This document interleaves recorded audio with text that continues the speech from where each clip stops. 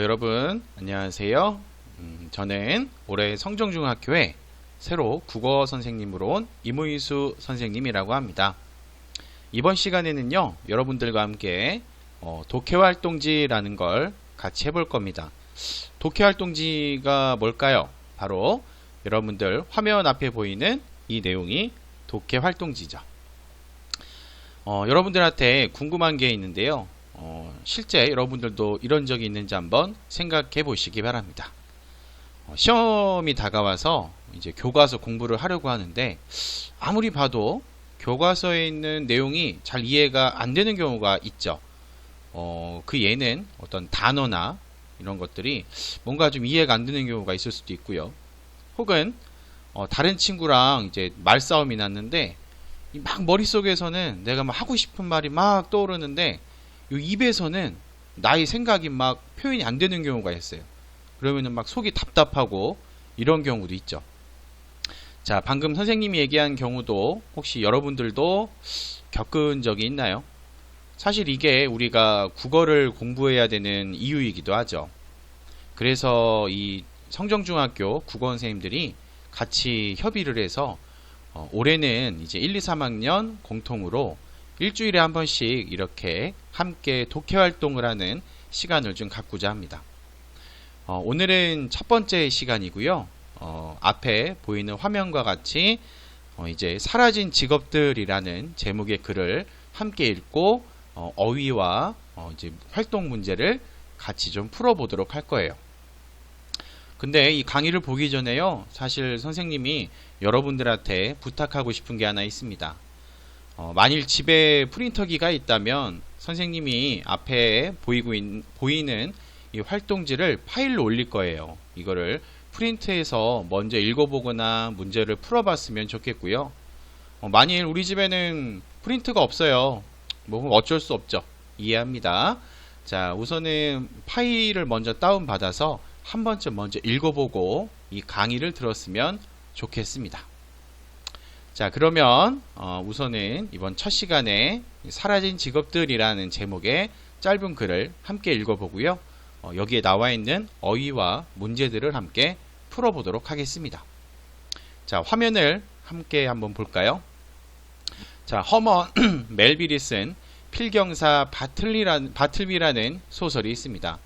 필경사라는 말이 나오죠. 자, 필경사는요, 선생님이 화면을 하나 띄워줄 건데요. 자, 앞에 나와 있는 화면과 같이 예전에는요, 프린터기도 없었고 뭐 따로 인쇄할 수 있는 기계가 아무것도 없었습니다. 그러면 한 권의 책이 있었는데 그 책을 다른 한 권을 더 만들고 싶으면 결국엔 사람이 쓸 수밖에 없었겠죠. 자, 그러한 직업을 필경사라고 이야기합니다. 자, 제목대로요, 주인공 바틀비의 직업은 필경사입니다. 필경사는 글씨 쓰는 일을 하는 사람으로 프린터가 없던 시대에 수많은 서류 작업을 대신하는 필기 노동자였죠. 바틀비는 1800년대 인물로 소설 속 그의 위상이 썩 높아 보이지는 않습니다. 여기 나와 있는 위상이라는 거는요, 내가 어떤 사회적이나 이런 것에서 어느 위치에 있는가를 이야기하는 겁니다. 자, 하지만 중세 때만 하더라도요, 글을 아는 것이 특권이었고 모든 기록의 존재 여부가 그들의 손에 달렸기에 필경사는 인기 있는 전문직이었습니다. 이거는 우리가 지금 우리나라에서 쓰고 있는 한글도 마찬가지입니다. 한글이 세종대왕님께서 후민정음을 창제하시기 전에는 당연히 한자를 썼겠죠. 그렇기 때문에 그 당시에 한자를 아는 것 자체만으로도 어떻게 보면 하나의 권력이었던 적도 있었죠. 이때도 서양에서도 중세시대 때도 비슷한 맥락이었던 것 같아요. 자, 하나, 요 인쇄기술의 발달로 인해서요, 필경사는 자취를 감췄습니다. 예전에는 우리가 몰랐던 직업이 있었네요. 자, 그리고 옛 유럽에는요, 촛불 관리인이라는 직업도 있었습니다. 요즘 아직 집에서 촛불 켜는 경우는 거의 없죠. 생일 때 이제 케이크에 촛불을 킨다던가 이런 경우 빼고는 딱히 없습니다. 근데 촛불 관리인이라는 직업이 있었대요. 자, 전등이 없던 시절 유럽의 주요 극장에서는 촛불로 실내를 밝혔습니다. 여러분들 뭐 극장이나 뭐 아니면 뮤지컬, 연극 보러 가면은 환하게 조명을 켰다가 끄고 이렇게 하는데 이 당시에는 촛불로 그 불을 대신했답니다. 자, 당시 그 오스트리아 비네 궁정 극장에는요 총 800개, 베르사유 궁전엔 3000개의 촛불이 있었답니다. 자, 이들의 임무는 무엇이냐? 30분에 한 번씩 심지를 잘라내는 거였죠. 심지는요, 여러분, 촛불 보면은 가운데에 올라와 있는 그 실 같은 거 있죠. 굵은 실 같은 거. 그걸 이제 심지라고 이야기하죠. 자, 이 심지를 잘라내지 않으면요, 동물 기름으로 만든 양초에서 금세 뜨거운 촛농이 떨어졌고 그을음과 악취가 났죠. 아니, 뭐 연극이나 공연 보러 왔는데 이렇게 그을음 나고 악취 나면 누가 좋아하겠습니까? 그래서 촛불 관리인이 있었나 보네요. 자, 괴테가 이런 말을 남길 정도였네요. 자, 청소가 필요 없는 양초보다 더 좋은 발명품이 있을까? 자, 촛불수가 무척 많은 데다 불을 꺼트리지 않아야 했기에 일의 난이도는 꽤 높았습니다. 자, 그래서 프랑스에서는 촛불 관리인이 불을 하나도 꺼트리지 않고 심지 청소를 하면 박수를 받았답니다. 대단하죠? 자, 공연 도중에 수시로 무대에 올라가서 촛불을 관리해야 되니까요. 그 공연에 어울리는 의상도 입었답니다. 연극의 일부와 같던 촛불 관리인은요, 가스등의 등장과 함께 사라졌죠. 당연히 이제 가스등은 굳이 사람이 관리할 필요가 없었겠죠. 자, 그 다음 산업혁명으로 인해서 기계가 등장을 하자 생산 속도가 수공업보다 훨씬 빨라졌습니다. 여기서 얘기하는 수공업은요, 여러분, 이 사람의 손으로 직접 만들고 하는 그러한 활동을 수공업이라고 이해하면 됩니다. 사람 손이 아무리 빨라도요, 사실 기계를 따라갈 수는 없겠죠.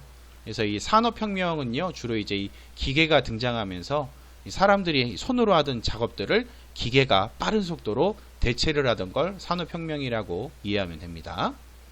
자, 사람들은요, 모든 것이 빨라졌기 때문에 그에 맞춰서 소식도 빨리 전할 필요를 느끼게 됐죠.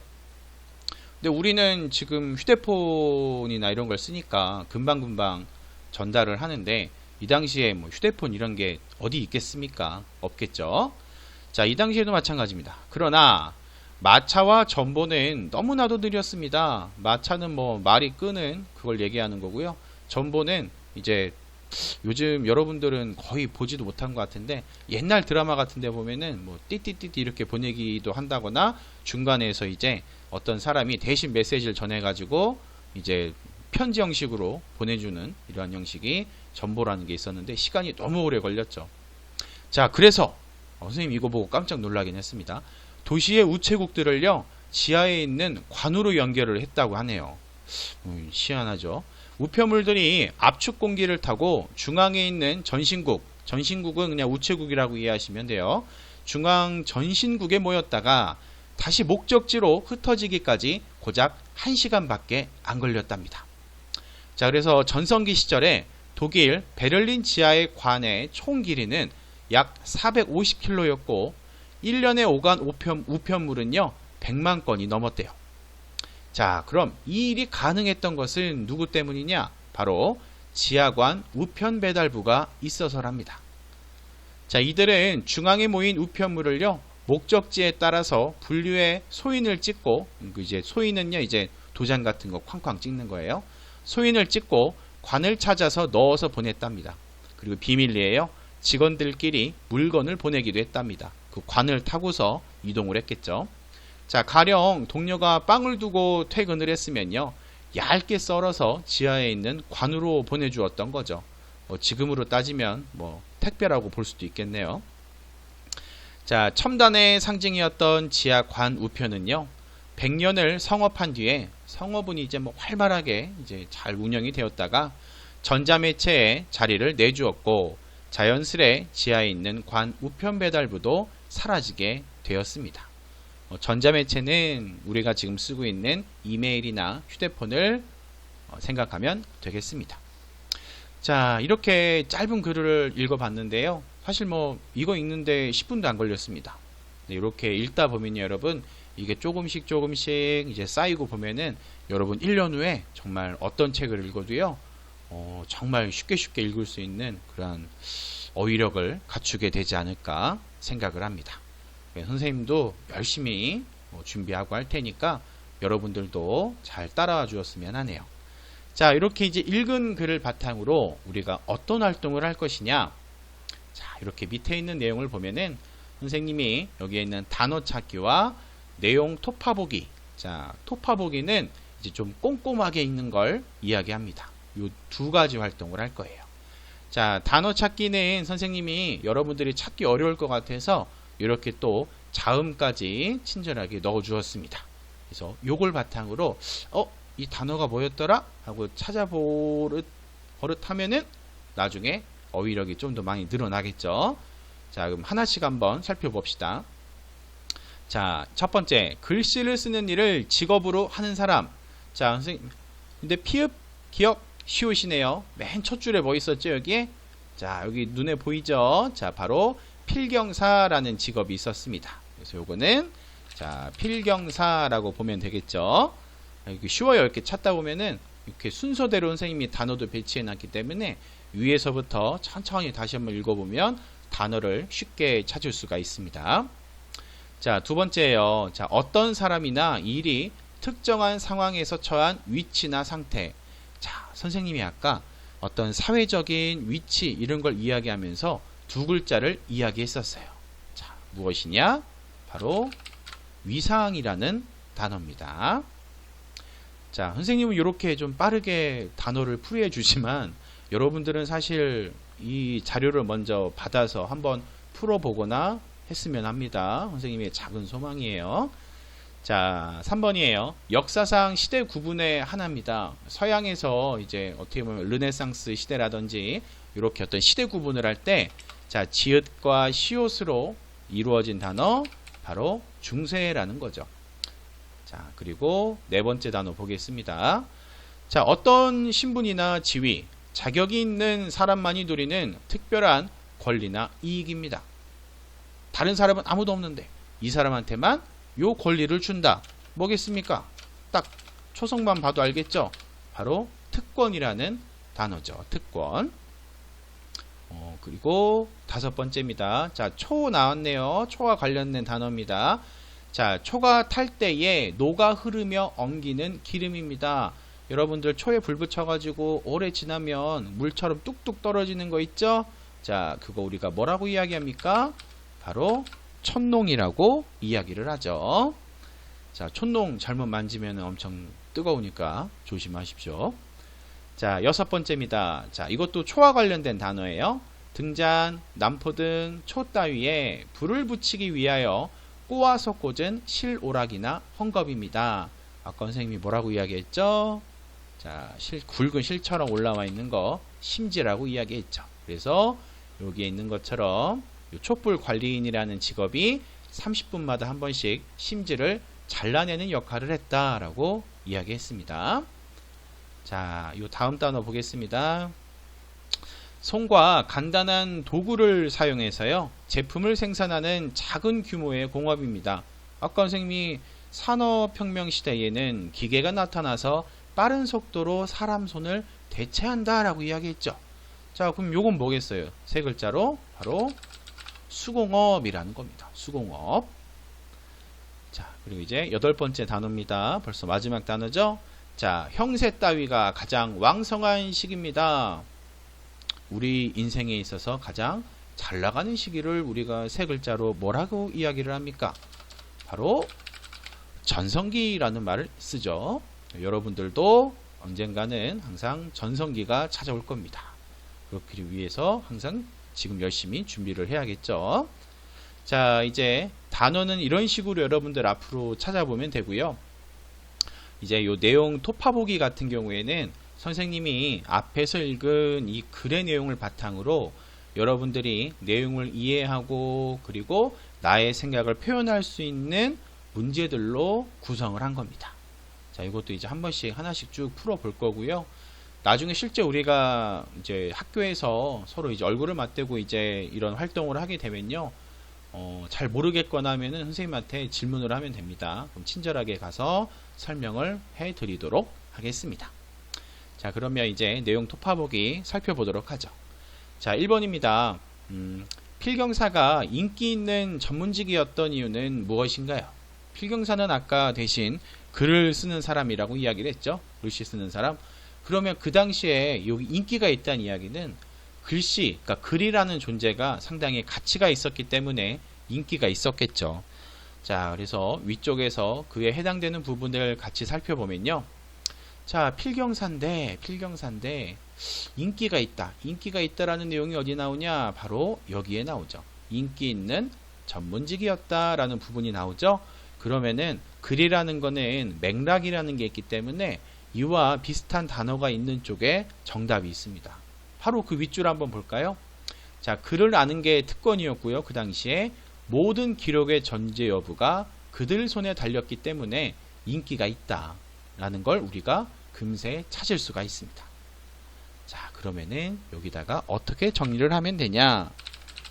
글을 아는 것이 특권이며 특별한 권리라는 거겠죠. 자, 모든 기록의 존재 여부가 누구의 손에 달렸다?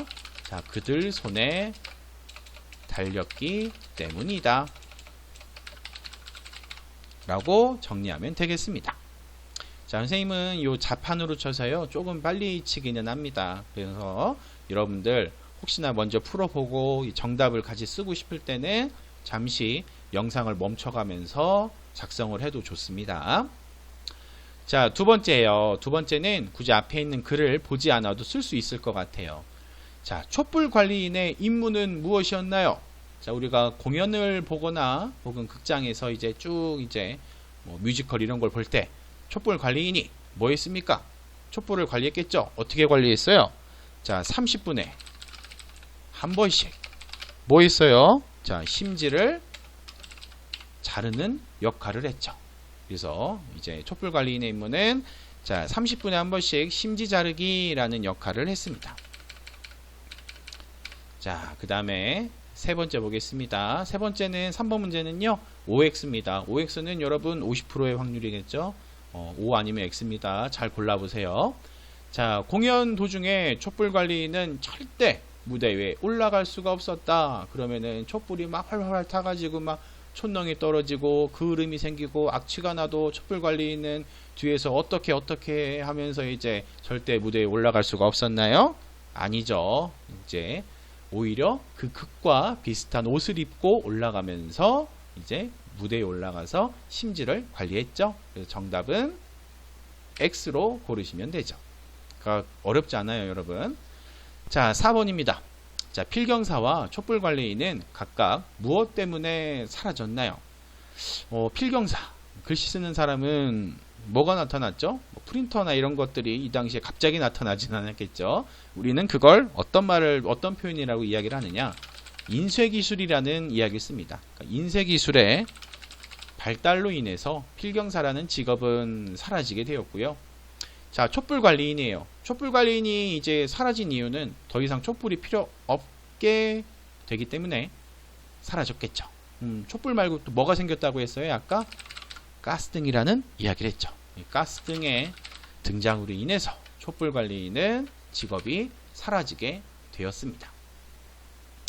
자, 그리고 이제 5번째 문제입니다. 자, 소식을 전하기에 매우 느렸던 마차와 전보 대신에 나타났던 직업이 하나 있습니다. 자, 무엇이었죠? 독일 베를린 우체국 지하에 관이 여러 개가 있었는데 그 관들이 서로 연결이 돼 있었고 그 연결된 관을 통해서 우편물이나 이런 물건 같은 거를 막 날라주었던 사람들, 이 사람들이 뭐였습니까? 바로 지하관에 있는 우편 배달부였다. 자, 요게 네, 이렇게 지하관 우편 배달부가 나타나면서 이 마차와 전보 대신에 빠르게 소식을 전했다라고 볼 수가 있겠죠. 자, 그럼 여기서 여기 나와 있지 않지만 한 가지 또 물어볼까요? 그럼 지하관 이 우편 배달부는 뭐 때문에 또 사라지게 됐죠? 자, 기억나나요? 바로 전자매체라고 이야기했나요? 위에서. 자, 여기 보면 전자매체에 자리를 내어주게 되면서 지하관 우편 배달부도 자연스럽게 사라지게 됐죠. 자, 이렇게 해서 5번째 문제까지 풀어봤고요. 자, 6번째 문제를 보시면은, 자, 선생님이 이거는, 자, 이거를 볼까요? 자, 화면에 보시면요. 자, 다음은 앞으로 주목받을, 그리고 사라질 것 같은 직업군입니다. 자, 자료를 보고요. 이 중에 자신이 하고 싶은 직업을 골라보는 겁니다. 자, 6번에 대한 답은요, 여러분 학생들 다 정답이 다를 수 있겠죠. 이 6번 문제는 선생님이 그 EBS 온라인 클래스 지금 듣고 있는 강의 요 바로 밑에 선생님이 토론식으로 댓글을 달게끔 하나 만들어 놓을 겁니다. 여러분들은 이 강의를 들어본 다음에요, 자연스럽게 요 밑에 있는 요 밑에 있는 강좌 버튼을 누르고 간단하게 써주면 되겠습니다. 자, 2025년에요. 뭐 지금이 2020년이니까 앞으로 이제 5년 후겠네요. 5년 후에 10가지 주목받는 직업군이 있답니다. 자, 무엇이 있느냐? 자, 잘 화면이 보일까 모르겠네요. 선생님이 좀 늘려주고 싶은데. 자, 가상공간 디자이너라는 게 있답니다. 가상공간은 뭐 VR 이런 거를 떠올릴 수도 있겠죠. 그 자체를 이제 디자인하는 디자이너가 라는 직업이 있고요. 자, 우주 투어 가이드라는 것도 있답니다. 실제 올해 한 6월, 7월 이때부터 이제 영국인가요? 미국 이쪽에서 실제 사람들을 태우고 우주여행을 시범적으로 시도하는 업체도 있다고 이야기하죠. 자, 그 윤리기술 변호사, 퍼스널 콘텐츠 큐레이터라는 거는요, 여러분, 다른 사람들을 좀 안내하는 역할, 좀 알려주고 하는 이런 역할이 큐레이터라는 말을 씁니다. 자, 디지털 문화 해설가, 생태보건 전략가, 생태보건 전략가도 어떻게 보면 많이 각광받을 수 있겠네요. 이제 우리가 우리 주변에 있는 어떤 동물, 식물, 자원 이런 것들을 다 묶어서 생태라는 이야기를 하는 거고, 도시화나 산업화로 인해서 이러한 생태가 많이 이제 파괴가 되었죠. 그런 것들이 어떻게 하면 복원을 할 것인가, 이러한 직업도 각광을 받는답니다. 자, 프리랜스 바이오 해커, 해커면은 컴퓨터 해킹하고 뭐 이런 거 이야기가 떠오르기도 하네요. 자, 지속 가능한 에너지 개발자, 사물 인터넷 데이터 분석가, 인체 디자이너, 상당히 생소한 직업들이 많이 있습니다. 선생님도 처음 보는 직업군도 있는 것 같고요. 어쨌든 우리가 주목해야 될 부분들은 앞으로 우리가 이제 맡게 될 이 사회가 어떤 사회인지를 한번 꿈꿔보는 게 좋을 것 같아요. 아무래도 통신이 많이 발달하고 이제 여러분 당장에 핸드폰만 봐도 휴대폰 하나로 할 수 있는 것들이 무궁무진하죠. 자, 그런 걸 염두에 둔다면 여러 가지 직업들이 새로운 게 많이 나타나지 않을까. 자, 그러면 앞으로 10년간 이러한 직업들은 사라질 확률이 높다라는 겁니다. 자, 한번 볼까요? 자, 낙농 및 사육 종사자입니다. 이거는 소나 어떤 돼지, 닭 이런 것들 키우는 걸 이야기하는 거죠. 야, 그럼 이것도 이제 사람이 아니라 기계가 대신 키운다는 이야기가 되는 건가요? 자, 텔레마케터는 이제 전화 상담하는 그런 역할이죠. 어업 종사자, 이제 바다에서 이제 배를 끌고 나가서 이렇게 하는 거죠. 콘크리트 이제 공사할 때 하시는 분들이고, 작물 재배 종사자, 이것도 마찬가지죠. 뭐 작물이라는 거는 뭐 콩도 되고 뭐 밀도 되고 여러 종류가 있는데 어떤 이제 농업과 관련된 것 같아요. 자, 증권 및 외환 딜러입니다. 이거는 이제 증권회사 떠올리시면 되겠네요. 자, 학원 강사 및 학습지 교사, 여기는 대학 교수도 그렇고 어떻게 보면 앞으로 이 선생님이란 직업도 어떻게 될지 모르겠네요.